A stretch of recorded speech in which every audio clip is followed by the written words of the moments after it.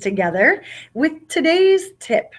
So, what do you do to build relationships when you're really trying to target a demographic anywhere from, let's say 18 to 40, when you have to be in social media, but you're an established company and you've built relationships basically one on one and a handshake in the past?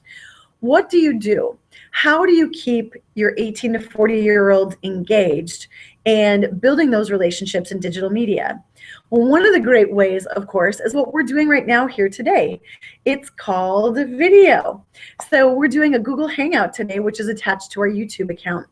And it's out there. People can get to know your personality. They can ask you questions if you want to do a live hangout interactively. You can literally have a cup of coffee in your hand every morning and go out and put out a piece of business advice and be the expert in your field, really trying to foster those relationships. But that's just the beginning. What has to happen is you have to take the time to get to know those clients, look at their digital profiles.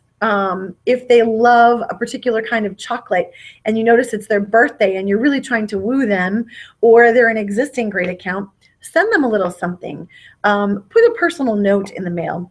I was talking to a real estate client of ours a couple of weeks ago, and the email blasts that they have done in the past were pretty broad and pretty generic, and they really sent them out once a month as a mass communication. But for all of the thousands of emails that they have collected over the course of a year, how do we really drill down to each of those folks and interact with them a little bit better? Maybe let's send something that is important to them, or you've recognized on their social media profile they're interested in, and you see something coming up in your market that you thought might be of interest to them. Don't always just send them something about your products, your services, your market, but send them something that interests them, that shows them that you care about them as a human being. It's truly no different, although it is a bit of a shift in having to think of how to do this electronically versus face-to-face. But it's really no different in decades ago when we would sit down and talk to a client, get to know them a little bit better, talk about their family, their interests. This is really the same thing, only you get to do it on a much bigger scale, and you get to build relationships with people much better, much faster. It can be done by using that personal approach. And I think if we just have that little paradigm shift of what we're used to doing in the past and building relationships, and we switch that up and we think, how can we do this better, more efficiently, more effectively? Like right now, I'm having a conversation, albeit it's one way right now, but when someone jumps on Google Chat and asks a question, I will get notified of that. It's a very interactive process as well. But I'm talking to thousands of people at once, as opposed to sitting down and having this conversation one-on-one with someone. So I'm not saying don't have those conversations. They are still very important. And I, for one, love the human interaction one-on-one as much as we can. But with as fast pace as today is, we have to do everything we can to use the tools at our disposal and to be where our customers are looking. Our customers may not always be hanging out in the favorite local coffee shop where we can have a conversation with them, but I can guarantee you they are hanging out sometimes hours a day in social media, and you need to be able to interact with your clients where they are, especially in that 18 to 40-year-old demographic that is so predominantly online right now. I want to show you with a little screen share something that was put together, and we're just going to hit screen share here, so bear with us for a moment, please. We're going to show you a little statistic that our friend Rob Seaver put together, and it looks like this. So back in the day, just a few short years ago, Facebook didn't exist. Twitter was a sound. The cloud was something that was in the sky, not where we hold all of our files. 4G was an actual parking space in a parking garage. LinkedIn was an actual prison. And when you type Skype, that was a typo. But all of that changed in 6 years, as you can see from the slide. 6 years time.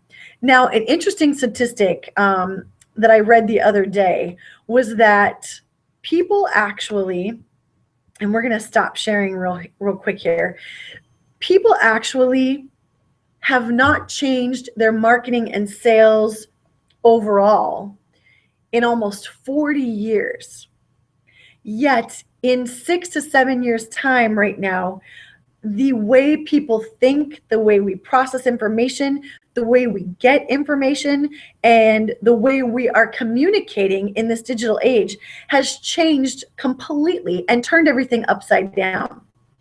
And the whole goal of my podcast today is to help you understand and just get your mind shifted a little bit into thinking a little bit differently, yet using that same good old-fashioned relationship building sales process that we all know and love, but shifting that a little bit in how you can use today's new technology to still build these relationships. You know, there's a story that many of us have seen on Facebook recently that talks about, you know, people sitting at a cafe instead of talking to each other from one table to the next, maybe the way we used to in the olden days, 10 years ago. And people are on their phones sitting at a table by themselves. So one of the things I challenge my friends with in social media all the time is, if they're like me and my family is 2,000 miles away across the country, maybe I'm using that device to talk to my grandma or my grandpa, who at 92 just got his first iPad. You know, I'm able to have a conversation with them and share pictures and do all those great things that I never would have been able to do before by using technology. So it's not that people are being antisocial sitting in a cafe. I am quite confident that some of them are like me, and we're actually communicating on a more enhanced level in a better way with our family, including my 92-year-old grandpa who just got his first iPad. It's not that we are so entwined in our phones and we're just looking at that. Although I think we are definitely, in some cases, addicted to our smartphones and tablets. But there is a different way to look at this. So I challenge each and every one of us who is in charge of a business's success to think and shift our thought processes a little bit and start thinking about building relationships. If we need to attract this age group of 18 to 40-year-olds, what are we doing to communicate with them better and differently to produce greater brand loyalty, greater customer loyalty by using the new technology, pairing it with the old-fashioned relationship building that works so well and has for hundreds of years? Well, I hope this was helpful. Thank you for spending a few minutes with me here today. I'm Stacy DePrey Perper for Better Business Together, where we energetically help your business get there. Please visit us online at betterbusinesstogether.com.